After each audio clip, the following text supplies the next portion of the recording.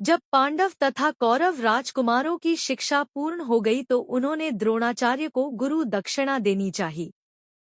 द्रोणाचार्य को द्रुपद के द्वारा किए गए अपने अपमान का स्मरण हुआ और उन्होंने राजकुमारों से कहा, राजकुमारों, यदि तुम गुरुदक्षिणा देना ही चाहते हो तो पांचाल नरेश द्रुपद को बंदी बनाकर मेरे समक्ष प्रस्तुत करो। यही तुम लोगों की गुरुदक्षिणा होगी। गुरुदेव के इस प्रकार कहने पर समस्त राजकुमार अपने अपने अस्त्र शस्त्र लेकर पांचाल देश की ओर चले।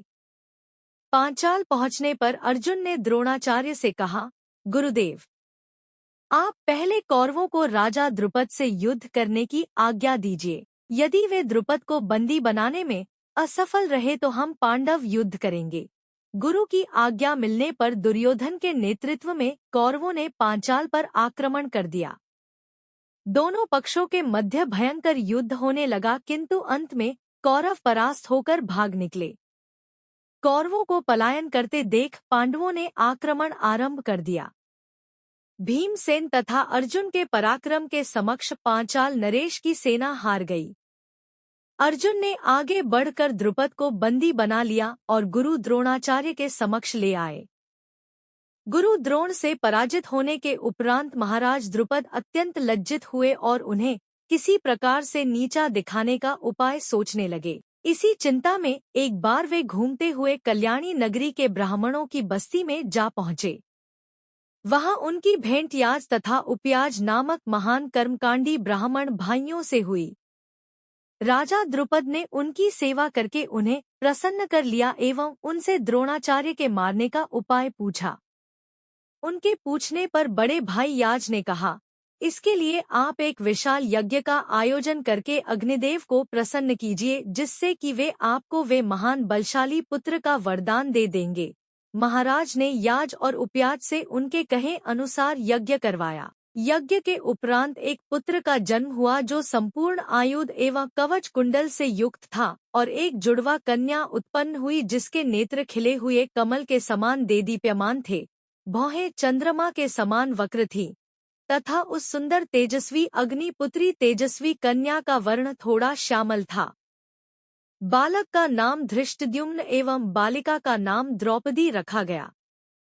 यज्ञ द्वारा उत्पन्न होने पर द्रौपदी यज्ञसेनी भी कहलाई।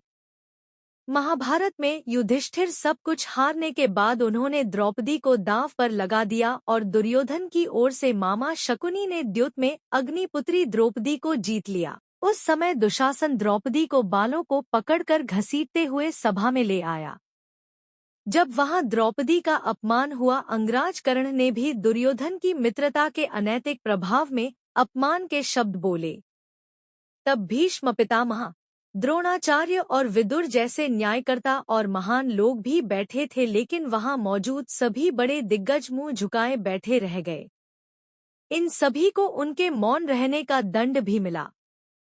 भगवान श्री कृष्ण ने पांचाल नरेश द्रुपद की पुत्री द्रौपदी को प्रश्न के उत्तर में कहा कि तीनों ने दुर्योधन को अन्नदाता समझ लिया था, इसीलिए उसे रोकने के लिए पर्याप्त नैतिक धर्मोचित साहस नहीं कर सके। दुर्योधन के आदेश पर दुशासन ने सभा के सामने ही द्रौपदी का वस्त्र चीर हरण करना चाहा, परंतु श्री कृष्ण ने हस्तक्षेप करके चीर हरण को रुकवाया। द्रौपदी पूर्वजन्म में मुद्गल ऋषि की पत्नी थी। उनका नाम मुद्गलनी इंद्रसेना था।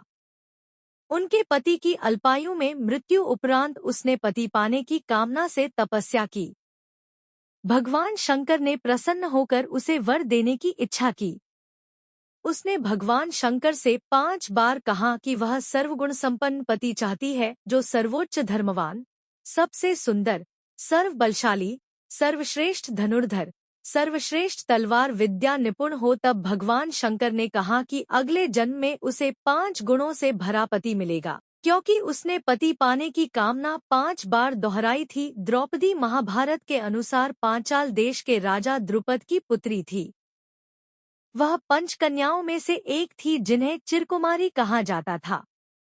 कृष्णेय, यज्ञसेनी, महाभारती, सैरंध्री, पांचाली, अग्निसुता आदि अन्य नामों से भी विख्यात थी। वह पांडु पुत्रों युधिष्ठिर, भीम, अर्जुन, नकुल, सहदेव की भार्या हुई द्रुपद को बंदी के रूप में देखकर द्रोणाचार्य ने कहा, हे द्रुपद, अब तुम्हारे राज्य का स्वामी मैं हो गया हूँ।